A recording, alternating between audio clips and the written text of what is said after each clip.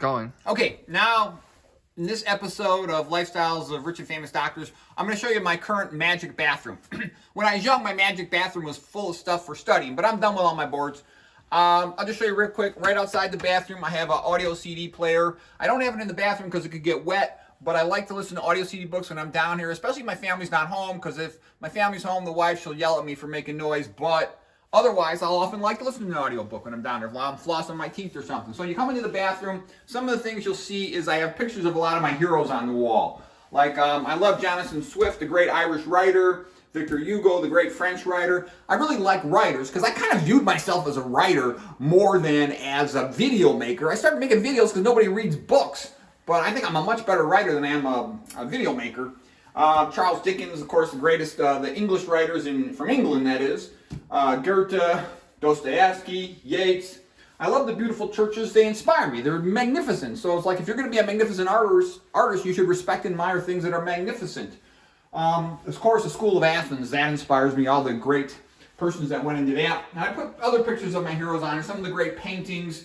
You know, I like St. Jerome and St. Matthew. They're great writers in their own way. Zen and the Art of Motorcycle Maintenance is a great book. This is another book I wrote in the past about whole brain learning.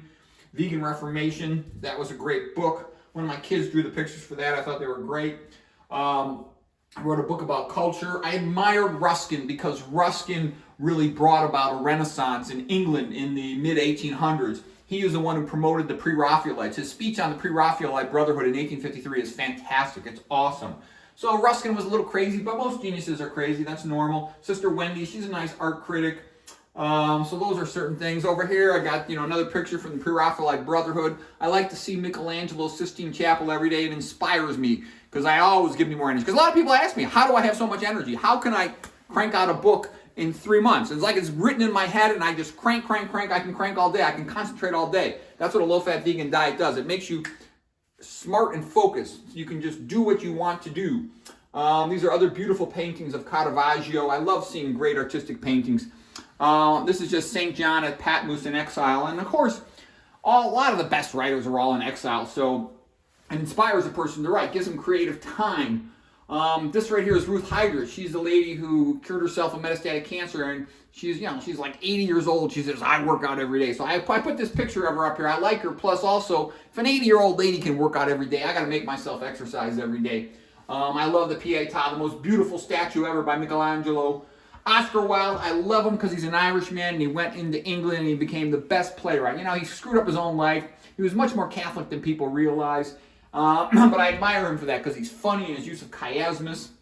This guy right here is a great literary critic and he figured out what is it that makes writing good. All the little personal asides.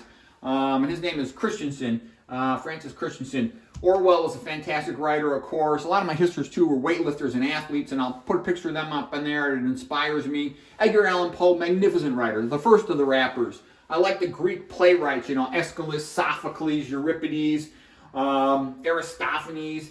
I got a picture of Dennis Burkitt up here, Cardinal Henry Newman, Keith Green, the singer, and a lot of these other things. I love Augustus Pugin, the architect. He was just magnificent from the Gothic Renaissance in the mid-1800s in England. Luther, I have a picture on. Even though I kind of have a love-hate relationship with Luther, he's actually one of the most entertaining, kind of crazy Christian writers that ever lived. I don't disagree with him on plenty of things, but he was brilliant in some other things. So anyways, seeing all these inspiring people and works of art and great writers, every time I go into the bathroom, it's a motivator. So that's one of the things people ask me. Where do you have the energy? Where do you have the time to write 20 books? To crank out, 380 videos, and it's just because I just make a list of what I want to do, and I do it. I don't have any problems with being distracted. None. Like I say, I don't avoid temptation. Temptation avoids me. But anyways, let's show this picture here. This is a picture of my wrestling coaches from college. That's Mark Schultz, national champion, world Olympic champion. Dave Schultz, same thing, national champion, world Olympic champions. Those guys really inspired me. I learned more from them than all my other Stanford professors put together. So anyways, if you surround yourself with good things, it inspires you to good efforts. And I see all these guys who are workaholic, megalomaniac, hard workers, so why shouldn't I be? And this stuff makes me happy, puts me in a good mood. So anyways, this is my current... Oh, I gotta show you another thing here in the bathroom. Right in front of the toilet, I always have a table, and it's a movable table, of course.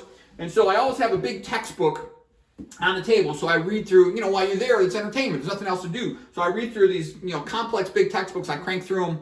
That's how I've read through tons of textbooks by doing this. The next thing is I always have a paperback. So for number 2s, that's like, Mozart used to write, I think it only fitting to write while shitting. And so I think it only fitting to read in that moment.